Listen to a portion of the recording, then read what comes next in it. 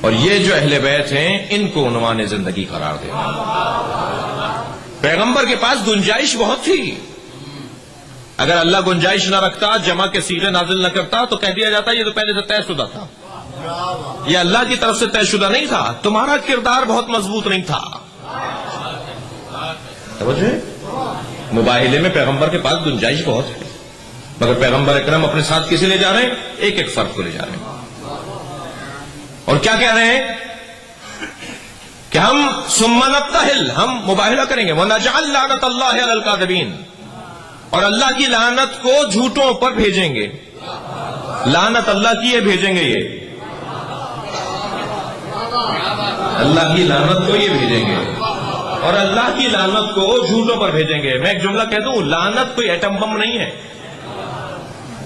لعنت کوئی کسی بندوق کی گولی نہیں ہے. لعنت کہتے ہیں عدم برکت کو. جس کی زندگی سے برکت اٹھ جائے اسی پر لعنت ہوتی ہے، اور جس کی زندگی میں برکت آ جائے اسی کو صاحب برکت کہا جاتا ہے. صلوات ہوتی ہے، درود ہوتا ہے. تو پیغمبر اکرم کیا فرما رہے ہیں؟ ثم نبتہل ونجعل لعنت اللہ علی الکاذبین، پھر ہم مباہلہ کریں گے اور کاذبین کے اوپر، جھوٹوں کے اوپر لعنت کریں گے اللہ کی. تو گنجائش تو بہت تھی پیغمبر کے پاس. پیغمبر اکرم نے اس اتنی بڑی گنجائش کے اندر ایک ایک فرد کو کیوں لے کر آئے؟ جملہ محسوس کریں. عزیزان گرامی، سچے تو بہت تھے. ابو ذر جیسا سچا تو زمین آسمان نے نہیں دیکھا. سچے تو بہت تھے، لیکن سچے ہونا اور ہے، جھوٹوں پر لعنت کرنے والا اور ہے. جس نے زندگی میں 99 مرتبہ سچ بولا ہو اور 1 مرتبہ جھوٹ بولا ہو، وہ سچا ہے، مگر جھوٹوں پہ لعنت نہیں کر سکتا ہے.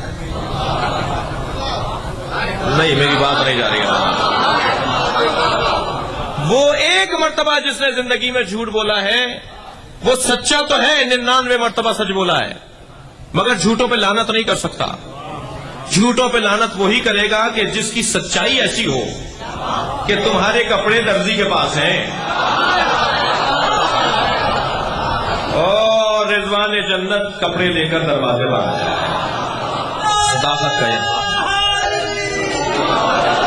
سچائی کا یہ عنوان. اس گھر کی صدارت جناب سیدہ